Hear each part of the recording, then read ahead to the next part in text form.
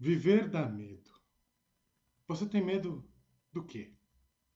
Será que medo e perigo é a mesma coisa? Será que é possível viver sem medo? Qual a diferença entre medo e fobia? O que fazer para enfrentar os seus medos ou se livrar das suas fobias? Esse aqui é o tema do nosso encontro, do nosso Chá com Prosa, onde eu e a Vivian e o Sussumo vamos estar conversando e trocando um pouco algumas informações, alguns olhares sobre o medo e as fobias. Então pegue aí o seu chá e vem aqui prosear com a gente. E vocês, pessoal, vocês têm medo do quê?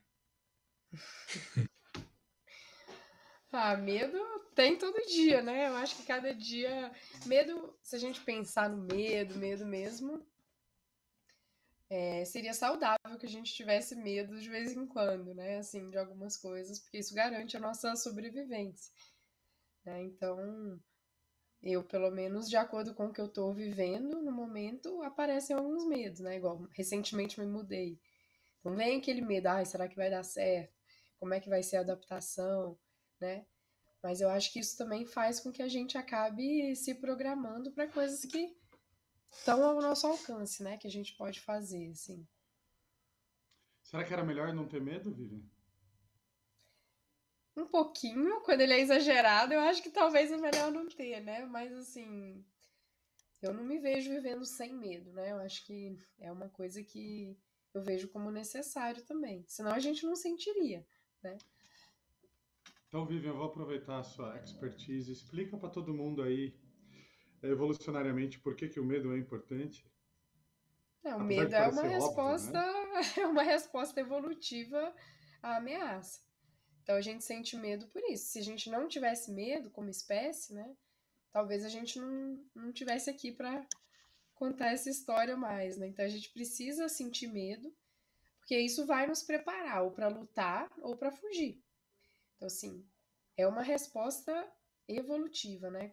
E fisiológica. Então meu corpo se prepara para aquilo. A emoção, ela só existe porque ela nos deixa pronto para agir de acordo com aquilo que é necessário para o momento, né? Então é muito importante o medo, assim. Não sei se ficou bem explicado aí, Marcelo.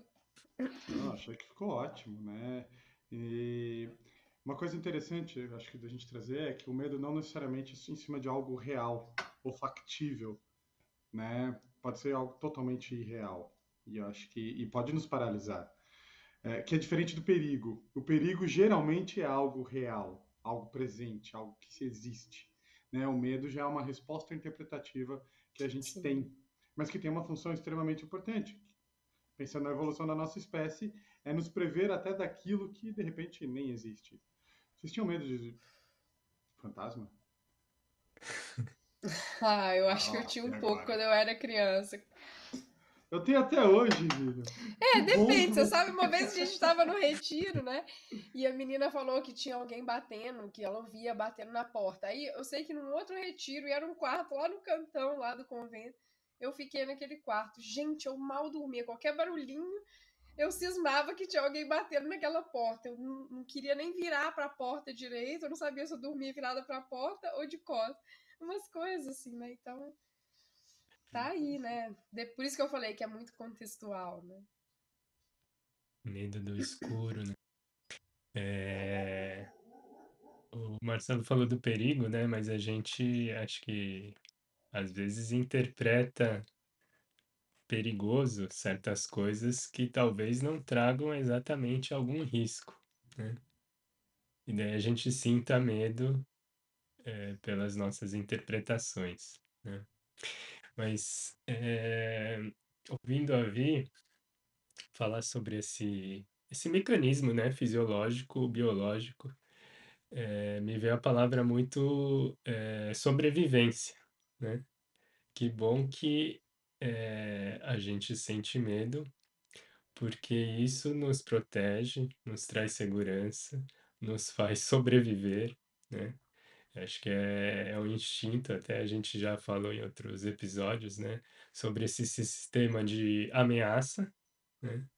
E o medo está muito vinculado a isso, né? Qualquer ameaça, seja imaginária ou real, a gente sente um instinto de proteger a gente mesmo, né? De segurança, de sobrevivência. E eu sinto que isso é meio, pode ser proporcional às situações reais, né? Proporcional no sentido de intensidade. Então, talvez eu fale um pouquinho da visão chinesa, né? E é interessante que o medo está muito vinculado com os rins. Os rins, na verdade, têm um vínculo com a origem da vida, assim, com o sistema de águas, né? Com a semente da vida, assim. Eh, mas, quando eu falo medo, então tem uma grande miríade, assim, de nuances que tá junto com esse conjunto, eu diria. Então, o saber num polo é muito, quando a gente fala de sobrevivência, a palavra que a gente usa bastante é prudência. Então a gente fala que os rins, que tem vínculo com o medo, com esse instinto de sobrevivência, tem uma sabedoria, e a sua grande sabedoria é saber ser prudente.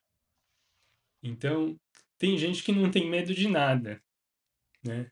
E talvez seja até imprudente algumas nossas ações. Daí falta medo, né? O medo é importante, então tem pessoas que jogam muito para um polo, né? Que exagera no medo, e isso paralisa, como o Marcelo falou, a gente pode explorar mais. E tem um outro polo que tem uma sabedoria enorme nessa nuance de o que que é prudente para mim, o que que é necessário eu resguardar para me proteger. Isso não só fisicamente, mas psiquicamente, né? O que que é necessário eu resguardar, me proteger, ser prudente para eu garantir a minha integridade, né? E de repente, para eu garantir a minha saúde. O, o medo é um sentimento precioso para o autocuidado, né? É impressionante como a gente às vezes rechaça, não posso sentir medo, né? Não, ele é muito necessário, né? É, utilizado em contextos e determinadas situações é essencial, né? Na verdade, eu acho que a gente falou sobre o medo e eu acho que o jeito que o Sussano colocou sobre a importância, né, o quanto é essencial e o que difere do perigo, né, porque o perigo já é real, né? Uma zebra não consegue ter medo, né? Ela tem medo frente ao perigo. Ela não consegue ter aquele impacto psicológico prévio que te prepare, te deixa melhor. Mas quando o medo ele é muito intenso e irracional, ele pode virar uma fobia, que é uma resposta irracional, né, frente a um objeto, um animal, uma situação específica, e aí ele vira uma doença psiquiátrica, que é uma fobia. Então, por exemplo, a pessoa pode ter medo de cobra, ela pode perceber o perigo da cobra, ou ela pode ter uma fobia de cobra, né? O perigo só vai acontecer quando ela estiver num local ou cheio de cobra, porque daí é real, é cheio mesmo, né? Ou frente a uma cobra, né? Isso gera e a pessoa tem medo. Acho que todo mundo em sã consciência deveria ter medo de cobra, né? Porque é algo que pode acabar com a sua vida. É... Agora, quando vira uma fobia, quando eu deixo de fazer atividades do meu dia a dia, né? Ou em situações que não há necessariamente um risco, ou a pessoa já olhou a casa inteira. Eu lembro, minha mãe fazia isso, olha que engraçado. A minha mãe sempre olhava debaixo da cama, quando eu era pequeno, para ver se tinha cobra. Olha que absurdo, né? Porque está dentro da sua casa. Bom, naquela época a casa e o mato era algo meio parecido, mas aqui já fica quase perto de uma fobia, né? Porque é um medo irracional. Todo dia eu pego e olho lá para ver se tem. Então, por exemplo, alguém que tem uma fobia de barata, ela pode não abrir uma gaveta com a possibilidade de ter uma barata lá dentro. né? Então, o problema da fobia é que ela acaba atrapalhando a sua relação com a vida, o seu viver, né, de uma maneira funcional, feliz e etc., porque ela te deixa previamente é, paralisado, né? Então, acho que aqui a gente traz um panorama muito interessante. E uma coisa que eu gosto muito de falar sobre o medo é que é impossível ser corajoso sem ter medo. É impossível, né? Por exemplo, quem está ouvindo a gente aqui, quem que gostaria de ser corajoso? Quem não quer ser muito corajoso? Mas o medo é uma premissa básica para a coragem. Então, por exemplo, se você não tem medo de andar de elevador, você não tem medo de andar de elevador. Se você entrar no elevador, não é um ato de coragem. Você está entrando no elevador. Mas se você tem medo de elevador, entrar no elevador é um ato de coragem, né? Agora, para deixar um pouco mais palpável isso. Para quem não tem medo de pular de paraquedas não é um ato de coragem. É como andar na rua. É normal. Para quem tem medo, se a pessoa precisar por qualquer motivo para salvar alguém, isso se torna um ato de coragem, né? Mesmo com o meu medo em cima de um objetivo, eu caminhei com isso.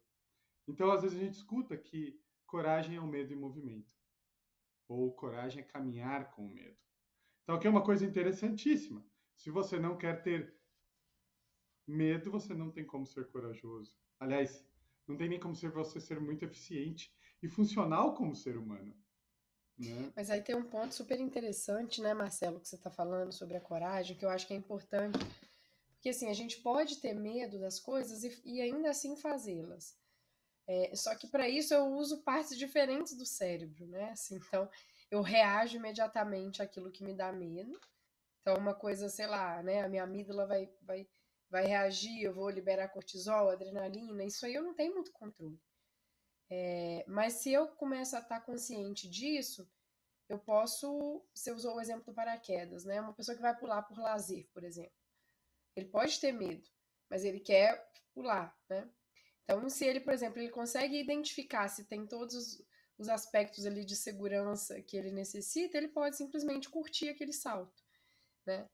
Então, eu acho que é importante isso. Só que para isso é preciso da racionalidade, né? E o medo, muitas vezes, ele é irracional. Ele vem porque eu preciso, né, do medo, mas eu posso tomar consciência de como o medo me afeta e, a partir disso, escolher deixá-lo de lado, né? Porque também, quando a gente começa a usar, né, essa parte mais racional do nosso cérebro, isso que nos coloca em problema às vezes, né? Essas duas, a parte mais antiga e a parte mais nova, digamos assim, do cérebro. Explica Porque elas rapidinho, Vivian, para o é pessoal mais ou entender o que menos assim, seria né? a parte mais antiga e a mais nova. A gente tem, né, no nosso cérebro, a, sei lá, estruturas que evoluíram desde os répteis, né? Então, assim, que vão reagir imediatamente ao perigo, né? Como você estava falando. E, por exemplo, o neocórtex é algo que surgiu evolutivamente mais cedo, né? Na evolução, assim, há menos tempo. Então, a gente, às vezes, o nosso corpo ele foi programado para reagir imediatamente a essa parte mais antiga, digamos assim, que são aquelas estruturas que garantem imediatamente a nossa sobrevivência, né? Mas como a gente também tem essa racionalidade, eu posso pensar sobre isso. Então, eu posso. À medida que eu vou tomando consciência e racionalizando sobre isso, eu também mudo a reação imediata que eu tenho ao medo. Então, é uma via de mão dupla, né? Mas por isso que é tão importante a gente ir tomando consciência também de como eu sinto, porque eu posso ter a experiência de medo e ainda assim, sei lá, me divertir. Mesmo numa situação que, sei lá, um salto de paraquedas, né? Ou um salto de bungee jump, ou sei lá. E eu acho que isso é muito importante, assim, porque é isso que também ajuda a gente a viver com um pouco mais de saúde, né? Mesmo passando por medos, assim, porque às vezes o que vai nos paralisando, que vira uma fobia, às vezes a gente não ter muita consciência desse medo e tal, e aí sim eu deixo tomar conta essa parte que assim, não penso sobre aquilo, aquilo fica sendo perigoso, né? Então, isso vai tomando conta da nossa vida. E por isso que às vezes a fobia vai, inclusive, passando de geração em geração, né? Você pode não ter medo de nada sei lá, porque sua avó tinha medo, aquilo vai sendo condicionado e a gente também passa a desenvolver medo de alguma coisa, né? Então, acho que isso é interessante, assim, tomar consciência desse processo. né, de como o medo se manifesta e que às vezes a gente vai continuar reagindo imediatamente, vou continuar sentindo medo. Mas quanto mais eu tô consciente, talvez eu não passe tanto tempo ativado com aquele medo, né? Se eu não estiver numa situação de perigo. Eu A acho gente que está uma coisa falando. bacana do que você falou, né, Vivian, eu acho que para o pessoal entender, é que acho que mais para frente a gente pode falar sobre como vencer os medos, né? Acho que a gente pode falar terapeuticamente como caminhar nessa direção, o que fazer né, e tem realmente aí um leque enorme de possibilidades. É, mas acho que uma coisa legal de frisar em cima do que você falou, né, é que o deixar de lado não é necessariamente não ter, é muito mais um fazer com, né? Infelizmente, o Isso. processo para que você deixe de ter algum medo ou alguma fobia, ele é um processo longo e contínuo que envolve esse caminhar com. Não tem jeito, sabe? Então, de uma forma ou de outra, a gente tem que ter esse salto de coragem para agir mesmo paralisado, mesmo com muita dificuldade, né? Então, mais para frente a gente pode pegar e falar, né, sobre essas ligações sinápticas, aquilo que é aprendido, o que é condicionado. Acho que o que a Vivian falou é uma coisa muito interessante. Então, eu às vezes falo isso com alguns pacientes meus, né? Claro que dentro de um contexto. Eu falo assim, olha, não é justo você passar o medo que você tem para o seu filho, sabe? E não é justo mesmo, né? Eu sei que isso é uma carga de responsabilidade enorme, mas a gente tem que dar um jeito de fazer com que pelo menos o seu medo fique com você e não com o seu filho. E mesmo que o pai, né, dificilmente serão os dois pais que têm o mesmo medo, né? Então, em cima desse tom, desse tema, dessa situação, deixa com outro cônjuge. Sabe? Então, por exemplo, a mãe tem muito medo de andar de avião. Então, poxa, não tem por que a gente instalar esse medo na criança. O pai não tem? Então, para essas situações ou para falas assim, vamos deixar o pai perto. Porque senão você ensina uma criança a ter medo. Eu morria de medo da cuca. Sabe? Como que eu morri de medo da cuca? Eu tinha medo do saci, do homem do saco. Isso é porque instalar o medo na criança era uma maneira de controlá-la, né, antigamente. Então, para a criança não ir na floresta, se a gente for pegar a história dos irmãos Greens, né, que são histórias tenebrosas que o Walt Disney deixou mais ou menos bonitinho depois, mas é para isso, né, para que a criança não vá longe, para que a criança não converse com estranhos, para que a criança não se perca na floresta. Então você coloca medo nela e isso trava ela. E o medo é poderosíssimo, sabe? Tipo, não vai para a rua. E se atravessar a rua sem olhar, o carro vai te pegar e vai doer. Existem maneiras mais hábeis, mas antigamente as famílias tinham 7, 8, 9 filhos sem conhecimento, sem nenhum tipo. Então, põe um medo aí, que o medo ele é poderoso nisso. Então, é algo que a gente tem que tomar cuidado para tentar aprender a lidar com os nossos próprios medos e não passar esses medos para frente, porque é muito para frente, porque é muito fácil. É muito fácil fazer isso, pessoal. Na verdade, você quer saber como é? Assiste o Datena hoje. Ai, eu não queria falar. Assiste esses programas que mostram toda a desgraça policial né, de uma cidade de 20 milhões de habitantes. E claro, tem gente que gosta, mas eu diria que isso está ativando o seu sistema límbico, né, seu sistema de luta e fuga de uma maneira muito presente, porque você vai ficar com medo. E é impossível não. Esses dias eu tava vendo na TV, o cara para o carro em São Paulo num semáforo, ali perto da Cracolândia, aí um cara vem e rouba o celular, e o pessoal começa a depredar o carro. Então, quando você estiver andando em São Paulo, a chance desse medo vir na cabeça é enorme, né? Então, a gente está fortalecendo uma estrutura interna e que a gente deveria trabalhar com ela de uma maneira sábia, né? E hoje é muito fácil ter muitos e muitos e muitos estímulos e a gente se cola a eles porque a gente acha que está se salvando, né? E aqui é o perigo. Aqui é um perigo. Acho que é importante colocar que, assim, falar, não, haja mesmo com medo, né? Tenha coragem de agir mesmo com medo. Mas acho que como vocês estão falando, né? Quando a gente tem um medo, vamos dizer, disfuncional ou paralisante, congelante, acho que é bem esse nome, né? A gente não consegue fazer. Pode falar de tudo, pode fazer de tudo que eu estou paralisado, né? E muitas vezes eu estou paralisado até de forma inconsciente. Eu nem sei que eu estou paralisado, mas eu tô. Eu já me peguei, reconhecendo depois, a posteriori, que eu estava naquela situação paralisada, né. Então, não é tão simples, né, eh como a gente tá falando. Haja mesmo com medo, tenha coragem de agir, A né. saída é essa, mas realmente não é tão difícil, né? Eu acho que isso é uma coisa que a gente pode Sim, pegar e falar. sim. E é natural que seja assim, né. Hã, eu diria que é um dos mecanismos, né, é lutar, fugir ou paralisar, é uma terceira consequência desse medo, né. E dessa ameaça, vamos dizer, né, esse olhar de ameaça. Acho que eu vou trazer de novo o olhar chinês, que acho que a Vivian estava falando alguma coisa, né, de como ter coragem também. E é O olhar da medicina interessante. chinesa, né? Desculpa, isso é uma coisa importante, né? O olhar da medicina chinesa. Porque não é todo chinês que vai olhar dessa maneira, né? Então você vai chegar na China, as pessoas não pensam exatamente dessa maneira. Né? Dentro de uma ciência milenar, que é a medicina chinesa, se tem determinado olhar. Né? Sim, Acho que ou isso é do importante. taoísmo. Perfeito. Eu digo talvez da cultura chinesa antiga, né, porque a cultura chinesa antiga é diferente de medicina chinesa. Acho que eu não falo medicina chinesa, acho que eu já comentei, né, porque a medicina tradicional chinesa é diferente da medicina antiga chinesa clássica, porque a medicina tradicional chinesa, só um adendo, né, é uma reconstrução feita pelo governo comunista, pela Revolução Comunista na China. Então, foi tirada alguns princípios da medicina chinesa antiga para construir essa medicina tradicional chinesa. Então, o que eu quero dizer é da visão chinesa antiga, né.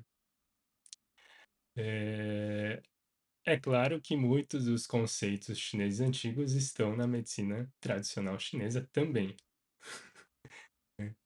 Não, é só para não ficar aquela coisa de nação, né? Senão parece, sabe, como a nação, e eu tenho certeza que a maioria dos chineses talvez não tenham nem esse olhar, nem esse conhecimento. É, é, bom, acho que isso é um adendo à parte, outro tema que a gente pode discutir mais. Mas o que eu ia contar é que, bom, sinteticamente, né, eu falei que o medo está relacionado com os rins, com a água. E tem uma dinâmica de perceber diferentes características, eu diria, da força da vida pela China. E a água alimenta, eu vou dizer a madeira aqui, simplificando, que é vinculado com o fígado. E o fígado tem vínculo com a vesícula biliar, tal, ou seja, as funções psíquicas estão muito relacionadas com os órgãos e as vísceras.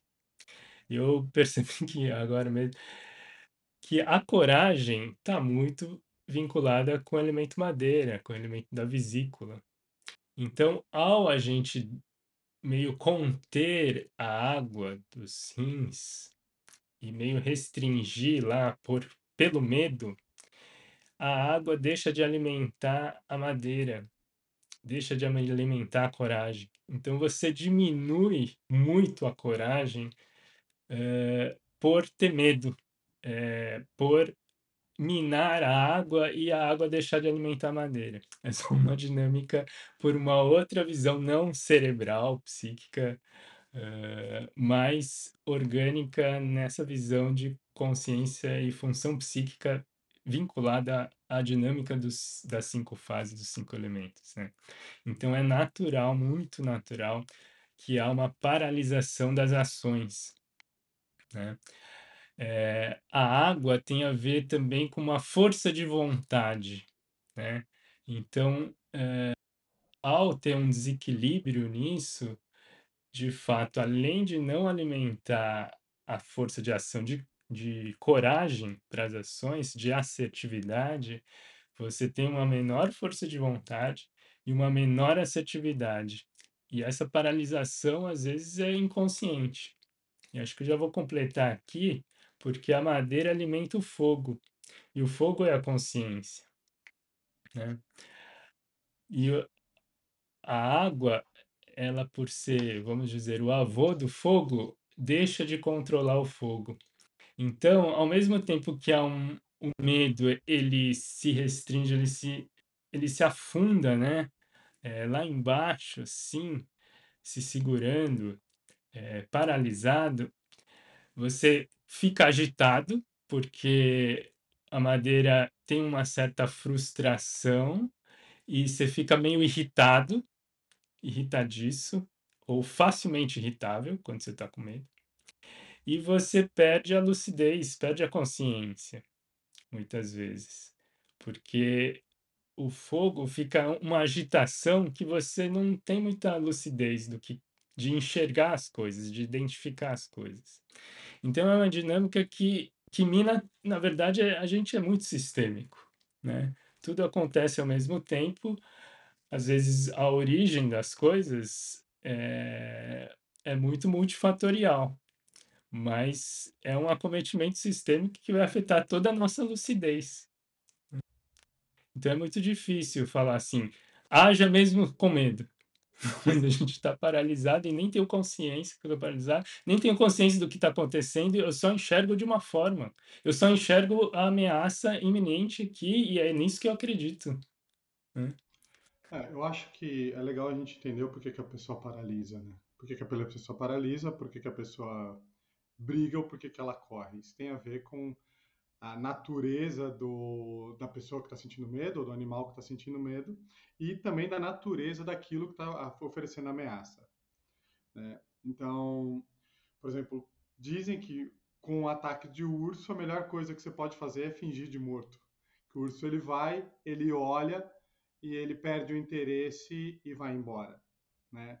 Então, quando eu era pequeno, por exemplo, eu vi um cachorro grande, eu sabia que eu não podia correr. Se eu corresse, aquele cachorro ia me pegar. O que eu sabia que funcionava eram duas coisas. Eu abaixar, fingir que peguei uma pedra e tacar, isso funcionava, que é a briga, ou ficar totalmente imóvel. E algumas vezes levantar as mãos, né? Quando você levanta as mãos, por exemplo, para uma hiena, ela acha que você é maior, né? Então, crianças são ensinadas na África a levantar as mãos frente a uma hiena e ficar parado, né?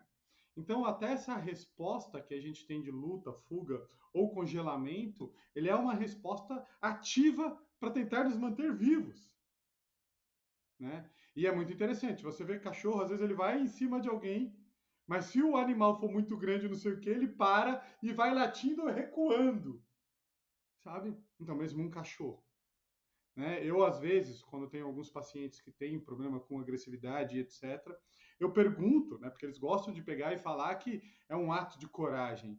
Eu falo, tá, mas se a pessoa for muito maior que você, ou tiver armada, você vai para cima dela? Não, mas aí eu não sou burro. Ah, então você não é tão corajoso, talvez você seja mais covarde. Porque você só vai para cima daquela pessoa que você acha que você pode ganhar, bater ou mostrar força e etc. Né? Então, é, é importante entender que até essas respostas têm uma relação com a nossa natureza ou com a natureza do perigo, e o irracional ele acontece pelo motivo que a Vivian estava falando, né? Porque é uma estrutura cerebral, né, fisiológica muito mais antiga do que o racional. Então, infelizmente, muitas vezes quando a gente está sobre forte emoção, a nossa racionalidade ela tende a diminuir ou às vezes cessar. A pessoa ela fica, se torna totalmente abobada, né? Não consegue racionalizar e se perde naquela situação. Por isso que às vezes quando você vê alguém, né, um vídeo e etc, você fala o que a pessoa está fazendo? Simplesmente ela foi sequestrada emocionalmente. Tanto que existe, né, até esse termo, né, sequestro emocional. Né? Então é muito difícil. Agora envolve um treino, isso pode ser trabalhado, né? A própria meditação ou o próprio mindfulness. Tem estudos que mostram que a pessoa ela fica menos tempo sequestrada pela emoção. Uma coisa que é importante a gente saber do sequestro emocional é que ele não é um termo científico, mas ele demonstra de uma maneira muito didática o que seria esse paralisar pelas emoções, que é algo tão comum e normal, né? E isso está apoiado essa relação e essa estrutura evolucionária humana, né? Então, sim, infelizmente, frente ao medo é muito difícil ter clareza, né? Clareza, lidar com as emoções, ter uma resposta hábil. Mas isso pode ser treinado, sabe? Isso pode ser treinado. Há quem acredita que tem uma, uma imagem que é muito interessante sobre a zona de conforto, né? A zona de aprendizagem e a zona de pânico. Né? Então, a zona de conforto é aquela onde você está totalmente confortável, bem, tranquilo, no seu dia a dia, né? E você realmente controla as variáveis. Então, você está bem, Ou tranquilo dentro e daquilo que é conhecido, né? Que às vezes a zona de conforto também não é tão confortável, né, Marcelo? Mas é algo já conhecido. exatamente, né? Já é algo, já é um lugar que eu domino, né? Então, por exemplo, eu posso dar uma palestra num lugar que eu nunca fui, mas eu estou confortável da palestra que eu vou dar, né? Mas eu não conheço tão o lugar ou as pessoas, então isso me deixa um pouco, mas ainda acaba sendo minha zona de conforto, né?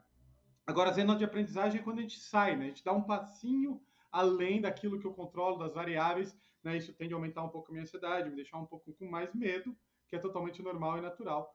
E aí tem a zona de pânico, é aquilo quando é muito forte para você, quando é demais para você. E às vezes é importante a gente respeitar, né? Eu dou um exemplo que eu lembrei esses dias, assim, que logo quando a gente começou a trabalhar com mindfulness, né? Tem uma história que eu sempre conto, que é o dia que eu encontrei a Vivian, né? Que eu conheci a Vivian lá na Unifesp, coloco o nome dela na internet e aparece a Vivian numa banca, assim, né? Daí eu peguei e falei assim, meu Deus, eu nunca vou conseguir fazer isso. E eu falei isso para ela, sabe? Então, para mim, aquilo ali era zona de pânico, era zona de total desconforto, né? E a Vivian pegou, né? A história que eu sempre conto, ela fala, ah, vai ter que fazer sim, sabe? Então, isso a gente tem aí há 10 anos atrás, mais de 10 anos atrás, foi antes de você vir morar para São Paulo, né, Vivian? Então, pode estar falando de uns 11, 12 anos.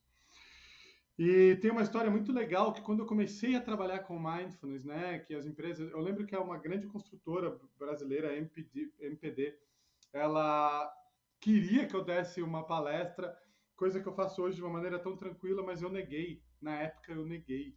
Acho que isso ninguém sabe disso, só a pessoa que me indicou e o pessoal do RH lá. Mas hoje eu vejo que foi algo sábio até naquele momento, sabe? Eu precisei juntar mais informações, precisei ter, né, passar por algumas coisas e ali talvez tivesse sido um pouco traumático ou demais. Né? Uma coisa interessante que terapeuticamente falando, eu diria vá e faz. Mas quando você tem uma base, quando você tem um profissional, quando você tem um conhecimento, é um pouco mais fácil.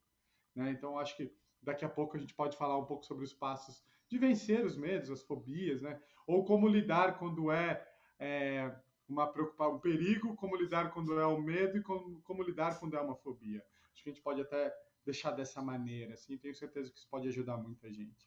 Eu acho que é Acho que eu importante isso, né? Desculpa, pode falar, depois eu... gostei do exemplo do Marcelo, né? Porque acho que é um exemplo assim dessa palestra, tal, dessa recusa. Eu sinto até que foi um ato de coragem para recusar, no sentido de ser prudente. Poderia até ter sido traumático para você, né? Hoje eu consigo ver dessa maneira, só que isso é uma coisa perigosa, sabe, Sussumo? Isso é uma coisa perigosa, porque quem tem medo é uma fobia, a mente sempre vai falar que é prudente não enfrentar. Sempre. Sempre vai falar que é prudente não entrar no avião, sempre vai falar que é prudente não entrar, né? E aqui entra um pouco naquele sequestro emocional. Então, por isso que é legal ter um profissional, alguém para te ajudar nisso. Ali não foi coragem, não foi nem autocuidado. Foi medo e pânico mesmo, como eu tinha antes de falar em público, sabe? Mas eu acho que se eu diria que uma pessoa que não se sente preparada é prudência, Então, né? esse é um outro problema. Porque quem tem fobia nunca vai se sentir Eu preparado. sei, eu não estou falando de quem tem fobia, de pessoas que não têm fobias. Mesmo, né? mesmo sem fobia, Sussuma. Nunca. É impossível estar preparado para algo que nunca se fez, Sussuma. É algo muito difícil mesmo. A Não, mente vai falar para não exatamente, mas fazer. isso é sábio. Isso tem um lado sábio, Pode ser, porque é mas um a pessoa pode ficar nisso resguardo. para sempre também. Não, então, eu estou falando de um outro lado, né? É um resguardo porque é exatamente a história, sei lá, do pintinho dentro do ovo. Ele só vai quebrar e estar apto para desenvolver a vida depois que ele quebrar, ele tiver apto para quebrar a casca do ovo. Agora, às vezes, você chama uma pessoa para quebrar a casca antes do tempo. E daí não, eu não quero quebrar agora. Eu me resguardo, eu sou prudente de acumular mais e criar mais raiz, criar mais fundamento interno para depois crescer. Aqui a É gente essa entra num prudência de complexo, sabedoria. Sussuma, porque o pintinho ele vai ter que hora ter força quebrar. O pintinho uma hora ele vai ter. E o pintinho provavelmente ele tenta antes e não consegue romper porque não há força. Que é a diferença de alguém pegar e obrigar ou quebrar a casca. Não, mas Porque eu estou o falando problema de de um uma escolha. reforçador, não, sim, mas o problema de um reforço, né, o problema da esquiva experiencial, Susumo, que é o não fazer algumas coisas, ela reforça a minha crença de não fazer. Isso é perigosíssimo. Eu entendo completamente. Mas você está entendendo a sabedoria da prudência de querer expandir, às vezes de forma até mais lenta, ou postergar uma expansão? Isso é uma sabedoria, porque tem o tempo certo de crescer e tem um tempo certo de se resguardar. Então, é esse tipo de sabedoria que eu estou colocando aqui. Eu Então, Eu acho mas que acho em muito tem. casos de difícil a pessoa fobia, ter. sim, com Não, mas certeza. mesmo sem fobia, eu acho muito difícil ter. Porque, é, como é da natureza humana é, pensar no lado negativo, então todas as coisas importantes que eu fiz na minha vida não era a hora de eu fazer ainda. A primeira vez que eu peguei um mochilão para o Peru, por exemplo, eu não tinha cartão de crédito, eu não tinha dinheiro suficiente, eu fui com o dinheiro mega contado. A prudência falaria não vá agora, mas foi extremamente importante para mim ter feito naquele momento. Quando eu fui fazer o meu primeiro curso de mindfulness fora do Brasil, Então, além de não quando ter você dinheiro, eu não fala tinha nem prudência, inglês. ao meu ver, para mim prudência tem uma sabedoria, né? Mas o ponto é Quando saber até essa sabedoria, Sussuma. Isso é difícil. sim, mas é por isso que existe essa nuance de o que que é medo, o que que é prudência, o que que é fobia, o que que é congelamento, o que que é Mas aí a pessoa resguardo. vai ter que fazer terapia para saber disso, Sussuma, porque sabe, é muito Existe difícil. naturalmente no corpo de cada ser humano, mas Tudo é bem. claro que existem traumas, né? Que criam inúmeras barreiras para ter essa função, eu diria, na sua plenitude, né? Acho que tem Eu tem concordo coisas que. aí. Só um segundinho, Vivi, desculpa. Não, eu concordo que é importante se resguardar, como o exemplo que eu dei para falar, eu não estava preparado ainda. Mas eu também estava imerso dentro da Unifesp, porque toda aula eu tinha que dar uma aula sobre algo, sabe? Porque se eu só me resguardasse, porque aquele não é o momento, e eu não tivesse dentro de uma situação que me obrigasse a treinar isso, até hoje eu teria medo, em nome do meu resguardar. Se eu não tivesse a Unifesp, hoje eu falaria era melhor eu ter Seu feito de qualquer discurso maneira. está muito num exagero, não é um exagero. Tem hora para cada coisa. Tem hora para prudência, tem hora para se expandir, tem hora para se expressar. É, É que como eu trabalho com pessoas que têm muito medo, esse medo que impede, essa linha de raciocínio faz com que elas não enfrentam nada na vida, Eu muitas acho que vezes. o que é um meio termo aí, que talvez agregue essas duas visões, é esse entendimento de que as coisas eu tenho que enfrentar. Mas eu também tenho que acolher esse processo de que não é de uma hora para outra, então tem que ter coragem, vou lá e faço, e também não vou ficar guardadinho aqui na minha zona de conforto a vida inteira, né? Eu preciso sair um pouco da zona de conforto, experimentar, voltar se for necessário, reconhecer esse processo. E aí eu acho que entra na questão da compaixão mesmo, né? De você reconhecer que você é um ser humano que está em aprendizado e que é um processo difícil, e que talvez ainda assim seja importante para você enfrentar, né? Eu acho que esse reconhecimento é essencial, senão a pessoa ou ela vai com muita sede ao pote e aquilo também traumatiza, né? Que ela não está pronta mesmo, ou ela fica só lá paralisada a vida inteira, né?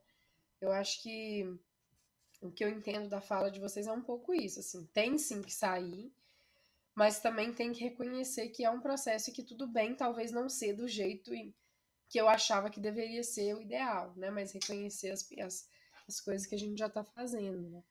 Eu concordo com você, Vivian. É que eu vejo até esse processo do não fazer, mas saber que eu tenho que fazer como parte de um processo contínuo em direção a, né?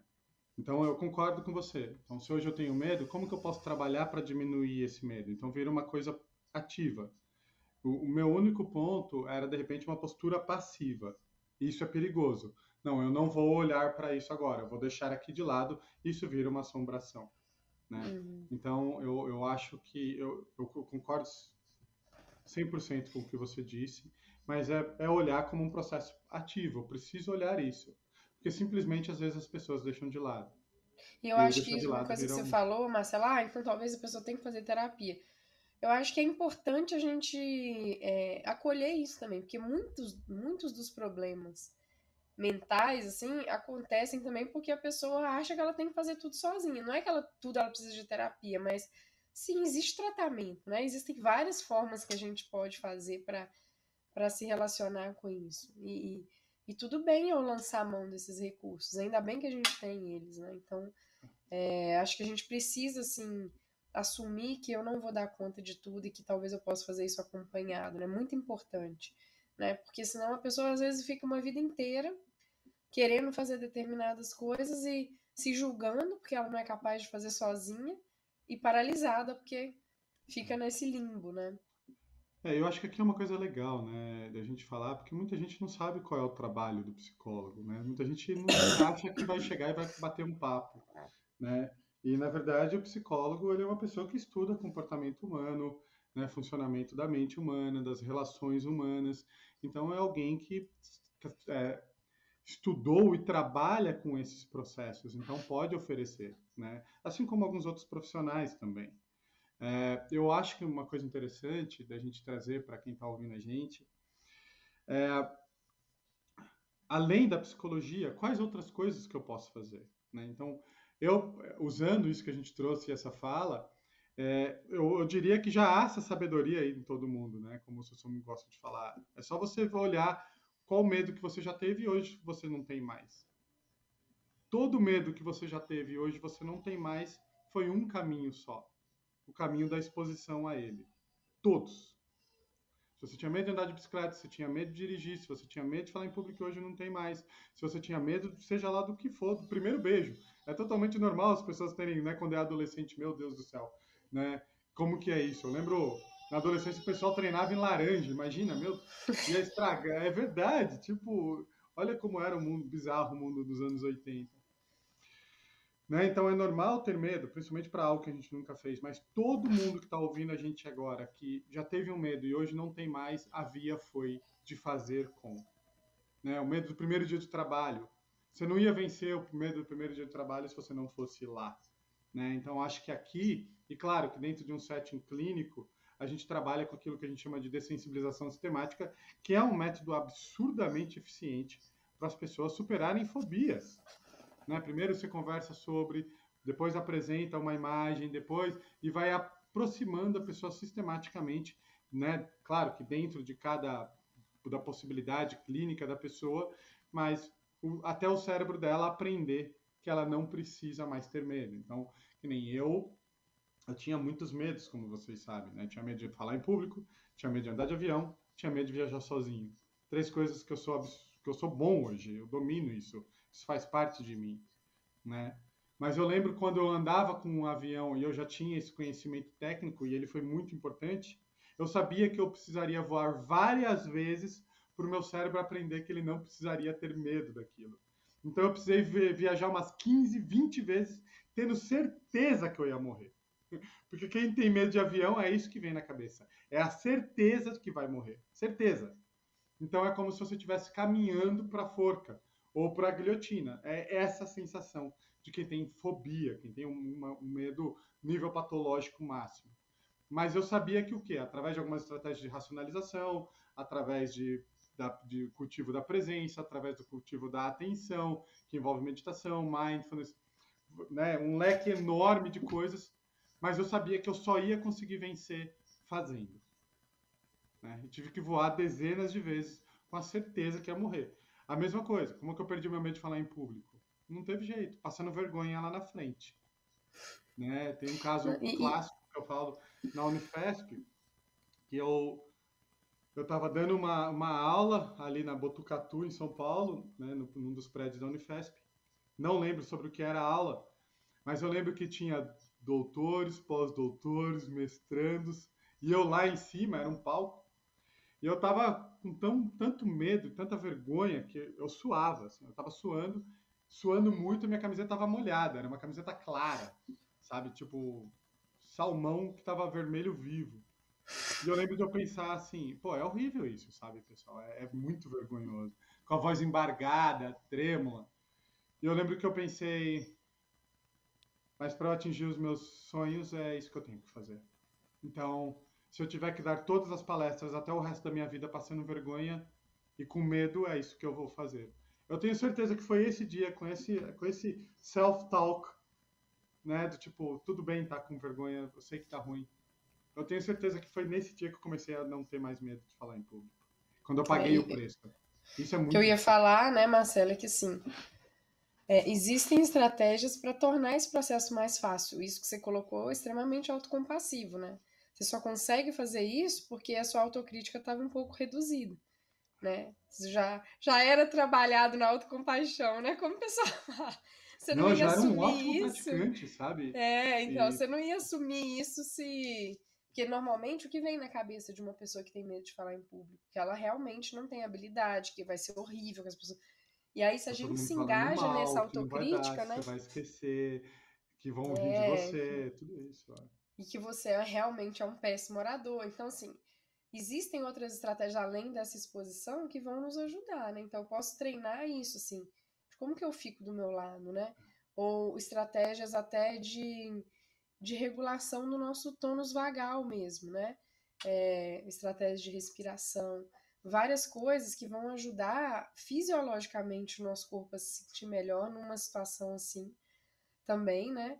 Então, esses diálogos internos, né, que podem ser mais compassivos, tem várias estratégias que eu posso treinar junto com essa exposição para que eu fique mais pronto para esse processo, né? Porque senão, às vezes eu não vou ter nem a coragem de dar esse primeiro passo, assim. Então, às vezes, sei lá, na clínica, se passa mais tempo treinando essas outras estratégias que a pessoa naturalmente vai se sentindo mais pronta a se expor, né?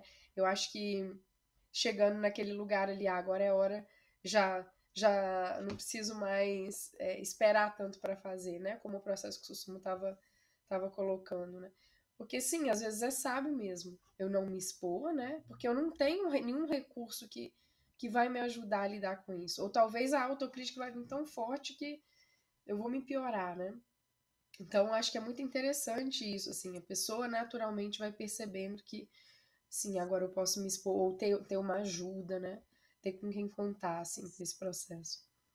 Eu acho que só para ficar bem, né, acho que talvez eu não tenha falado de uma maneira muito clara. O que é importante é a pessoa não deixar de lado.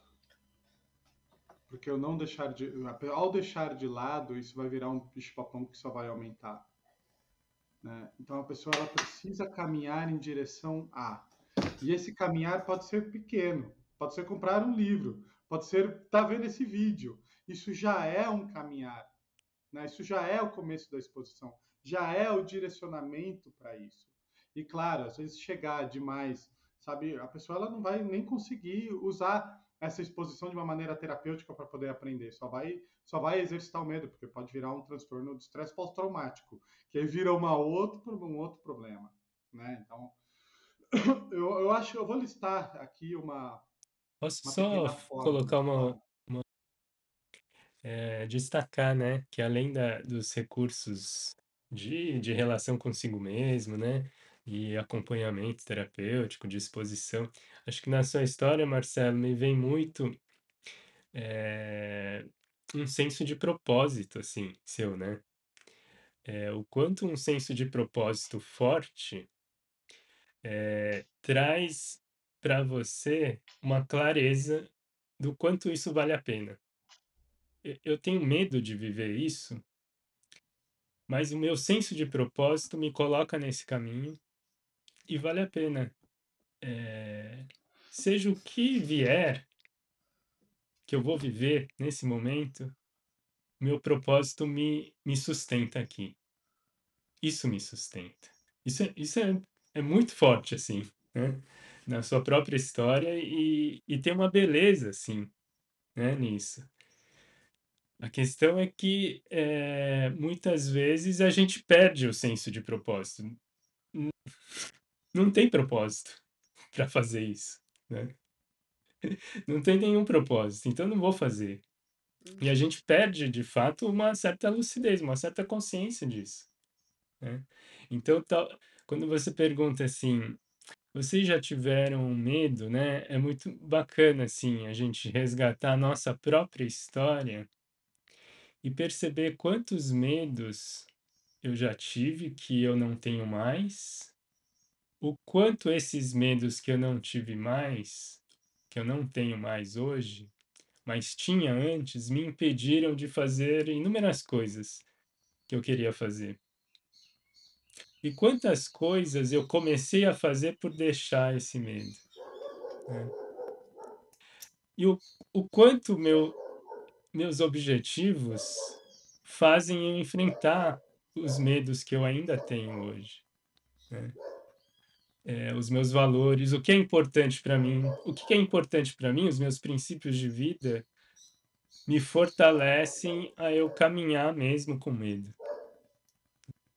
Eu acho que e é muito bacana também se perguntar assim, quantos medos eu não tinha antes que eu comecei a ter na vida? Eu não tinha antes esse medo, mas agora eu tenho. O quanto isso me impede de eu viver aquilo que é importante para mim? O quanto vale a pena eu olhar para esses medos que eu tenho hoje para eu viver aquilo que é importante para mim, né? Eu acho que tá tudo junto, né? O que é importante para mim, o senso de propósito, o medo e a coragem de se expor às situações que eu tenho medo. Ontem uma paciente me lembrou, né, de uma frase que eu falei para ela, eu nem lembrava. Que eu falei assim, o desconforto é o preço que se paga por uma vida com sentido, né? Assim, a gente só vai viver coisas que fazem sentido. Às vezes a gente sai da nossa zona de conforto um pouquinho, né? Mas aquilo que eu tô fazendo faz sentido e é importante pra minha vida, né? Então, que é um pouco Eu do que você acho tá que trazendo, né? uma coisa muito legal disso é que não tem como florescer sem passar por isso, né? Não tem como se desenvolver enquanto ser humano sem passar por isso, né? E eu acho que eu vou trazer aqui um conjunto de técnicas que com certeza vai ajudar, né, quem tem medo. Então isso pode ser feito nessa sequência ou pode ser feito na sequência que a pessoa quiser ou quando ela lembrar, né? Eu diria que para quem tem medo, escreva isso, deixa isso aí reservado para que você possa estudar isso e na hora de um medo ter isso na sua mão, né? Então a primeira coisa é nomear. É muito importante nomear. Quando eu pego e falo assim, estou com medo, estou triste, né? Estou preocupado, estou desesperado, seja lá o que for, não tenha medo de pegar e afirmar, né? Alguns estudos falam que quando eu nomeio, isso diminui a ativação do meu sistema límbico, né? Meu cérebro emocional, e aumenta a ativação do meu cérebro racional, né? E tanto do neocórtex pré-frontal, quanto também das áreas relacionadas à linguagem. Então, é como se eu olhasse para o medo sob perspectiva. Então, esse é o primeiro passo. Estou com. E geralmente, quando a pessoa tem medo, e a gente vem dentro de uma cultura que a gente não quer nomear, que a gente não quer falar, que a gente não quer, isso na verdade só aumenta o medo. É como se eu virasse de costas para uma cobra, para algo que é ruim. Isso só me deixa mais aflito. Né? Então, olhar de frente é o primeiro passo. Né? E fala, eu estou com medo. Aqui eu vou falar a segunda coisa, que isso envolve um treino, mas é algo extremamente importante para o desenvolvimento humano, e muita gente associa, infelizmente, a fraqueza, mas é um sinal de força. É desenvolver uma fala mais amistosa, compassiva com esse ser humano que está aprendendo. Né? Porque geralmente essa voz interna que todos nós temos, ela tende a ser uma voz muito agressiva, com muita raiva, com muita culpa. Você não devia ter medo, olha o seu tamanho, que vergonha. Tem gente que nem tem metade que você tem e consegue fazer. Você sabe que o avião não cai, sabe? E não sei o que, você não vai ser ninguém no futuro. Infelizmente, geralmente essa é uma voz que está aqui. E mudar essa voz é algo primordial e imprescindível para que a gente se desenvolva como ser humano. É impossível, sabe? Senão eu sempre vou ficar em como eu deveria ser e não o que eu posso fazer para ser aquilo que eu almejo. Né? Então nomeie, mas nomeie de uma maneira, nomeie o medo e converse consigo mesmo de uma maneira, ok, Marcelo, entendo que você tem medo, sei que é difícil, mas vamos lá, isso é importante para você. Né? E aqui uma terceira estratégia extremamente eficiente também é usar o toque, sabe? Como um acolhimento. E esse toque ele pode ser algo que não muito perceptível, sabe? Pode ser só tô com medo. Que é o que a gente faz quando alguém que a gente ama está numa situação desconfortável, né? Quando alguém vem e conta algo que está com medo, a nossa tendência é tocar. Então, quando eu toco, né? Quando eu toco, pode ser algo assim. Isso é muito eficiente se eu usar essa voz interna compassiva. Tipo, ok, Marcelo, tá difícil, acho que você tá com vergonha, mas vamos lá. Vamos lá, vamos tentar fazer o seu melhor, sabe? Isso é muito, muito, muito, muito eficiente. Outra coisa, voltar para o presente. Né? A gente vai estar muito aqui. A gente vai estar muito, e se cair, se as pessoas rirem, e se me der um branco, e se o avião cair, se tiver uma barata em algum lugar, volta para cá. Sente seus pés no chão. Encontre sua respiração. E aí, junto com isso, faça uma respiração diafragmática, sabe? Expire, ao inspirar, joga a barriga lá para frente e expire um pouco mais lento do que você inspirou, porque isso está associado ao sistema nervoso parasimpático, de calma, né? Todas essas coisas não vai fazer com que o medo vá embora, mas vai te dar uma habilidade de olhar para ele e dialogar com ele e caminhar com ele, né? Então, eu inspiro, seguro e expiro mais lento, jogando a barriga lá para frente, né? E vai repetindo todos os primeiros passos. Tô com medo, tá difícil, vamos lá, sabe? É trabalhar esse conjunto, né? É bastante poderoso. E aquilo, né, que o Susumu falou, que era a última coisa que eu tinha notado aqui, olhe o que é importante para você. Né? Então eu dei um exemplo do meu medo, do medo que eu tinha de avião. Mas, poxa, para mim, eu lembro que uma coisa que ajudou muito no meu medo de avião foi o quê? Não, difícil ia ser chegar aos 80 anos, sabendo que eu poderia ter vivido e conhecido algumas coisas e não fiz por causa de um medo. Isso seria muito mais assustador. Olhar para a vida atrás e falar assim, não, eu não fiz. Né? Então, o meu medo de falar em público, né? Para eu terminar meu mestrado, terminar a faculdade, poxa, será que não vale a pena passar 20 minutos de vergonha?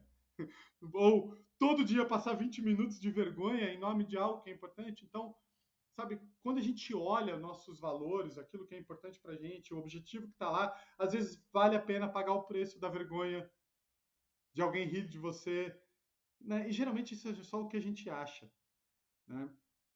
E caminhar em direção, né? Como eu estava falando aqui, às vezes a gente tem que se cuidar, talvez seja demais, mas eu tenho que fazer alguma coisa parecida.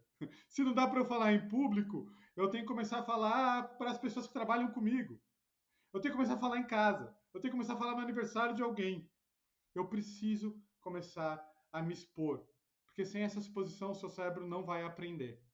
Sabe, é impossível aprender a dirigir sem estar com o carro. Então dirige no domingo, dirige no campinho de futebol, porque senão não tem como. Você pode usar todas as estratégias que eu falei. Se você não se colocar na situação, o seu cérebro não vai aprender que você não precisa ter aquele medo. Sabe? Medo de andar de avião, todo mundo tem. Todo mundo tem medo de um avião cair. Quem que não vai ter? Qual é a diferença de uma pessoa que tem medo e uma pessoa que tem fobia e uma pessoa que não sofre por isso? É que uma pessoa que tem medo de avião, ela fica pensando no avião um mês antes, 2 meses antes, a vida inteira antes.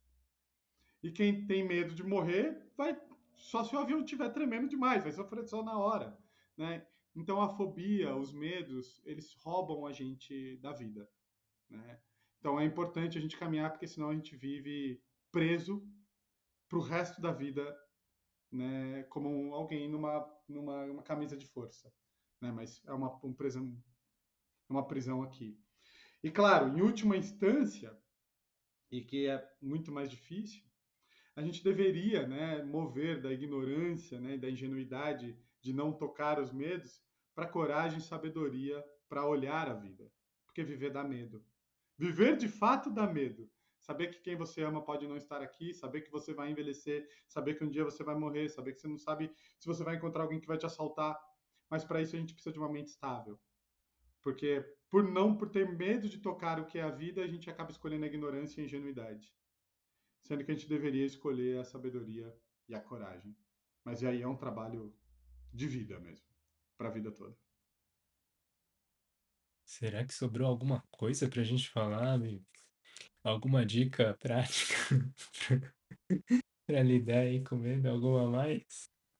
Não, acho que era isso mesmo, né? O que eu falei um pouquinho antes, quando eu tava falando, algumas coisas o Marcelo trouxe, né? Então acho que é isso mesmo, assim. Acho que cultivar essa relação com a gente mesmo, assim, tendo a certeza de que a nossa vida tem valor, de que eu sou uma pessoa importante, é um passo muito importante, assim, pra gente fazer qualquer coisa, né? Então, acho que às vezes a gente acha que isso está dissociado, mas isso está completamente junto, né? Eu só vou conseguir me expor e fazer coisas que são difíceis se eu acho que eu valho a pena, de alguma maneira. Então, acho que nunca está perdido, né? Esse cultivo da relação com a gente mesmo. Sim. E me vem de coisa bem prática que, de forma muito autônoma, né? É claro que nos trabalhos terapêuticos e acompanhamento tem outras possibilidades. Mas algo que me vem é que o medo, como eu falei, que tem a ver com o rim, tem a ver também com, geralmente, determinadas emoções criam determinados estados climáticos no corpo, na visão chinesa antiga, né? E geralmente o medo ele está relacionado com o frio. Então, para dar um conforto, mesmo com medo, é legal pegar alguma coisa quentinha, trazer um calor, né? O Marcelo colocou o toque já é. Então, esfrega um pouco as mãos. Os joelhos têm a ver com os rins, então dá uma massageada e esquenta os joelhos, esquenta a região lombar, onde ficam os rins também, é uma boa. Ou toma uma bebida quentinha, né? Um chá quentinho, se aqueça, que isso vai dar um conforto mesmo com o medo, né? Isso pode até, daí traz esse calorzinho e daí faz a sequência que o Marcelo falou, né? Eu estou com medo, né? E sente o corpo, coloca o toque, reconhece. Isso me traz medo. O que que eu posso oferecer para mim mesmo, mesmo com medo, né? Disso. O que que é dar um passinho à frente mesmo com medo? Ou um passinho atrás do medo, né? Eu acho que é muito bacana a gente experimentar e, como o Marcelo diz, né, viver dá medo, mas a gente se abrir para a vida, mesmo com medo. Uma coisa que eu esqueci foi que eu acho que é bem importante também da pessoa lembrar que seu cérebro vai estar contando um monte de mentiras. Ele vai estar trazendo um monte de mensagens como se elas fossem totalmente verdadeiras e vai fazer você ler o mundo como em cima dessas mentiras, né? Então, por exemplo, quem tem medo de avião, por exemplo, se vê um filme e a mensagem, isso é uma mensagem para eu não entrar no avião. Isso é uma premonição. O seu cérebro ele vai criar padrões e vai tentar advogar em direção ao não, ao saia, porque isso é a famosa esquiva experiencial, né? Se eu tiro da frente, eu resolvo a vida. Então, vou viajar depois. Ah, não vou fazer isso agora. O seu cérebro ele vai estar falando isso, porque o nosso cérebro é como se fosse uma mãe hiper preocupada, que está só lá fora e ela fala assim, leva a blusa, porque vai chover, não vai passar frio, né? Então, é importante tomar cuidado com essas mensagens que a mente passa nessa hora. E lembrar que o seu cérebro está querendo proteger. Então, você pode dialogar com isso. Eu entendo que você quer me proteger, mas isso é importante para mim, por isso, por aquilo e etc. É isso então, pessoal. Espero que esse papo tenha ajudado, né? E te ajude a lidar com seus medos, suas fobias. E procure ajuda, né? Você não tá sozinho. E se você gostou, compartilha, curta, comente aqui pra gente, né? O que você tem medo, o que te ajuda. E compartilhe com as pessoas aí. Também classifique, né? Se você gostou, classifique, né? Se você tá ouvindo pelo Spotify. É importante pra gente chegar em mais pessoas. Até mais, pessoal. Até Valeu, mais. pessoal. Tchau, tchau.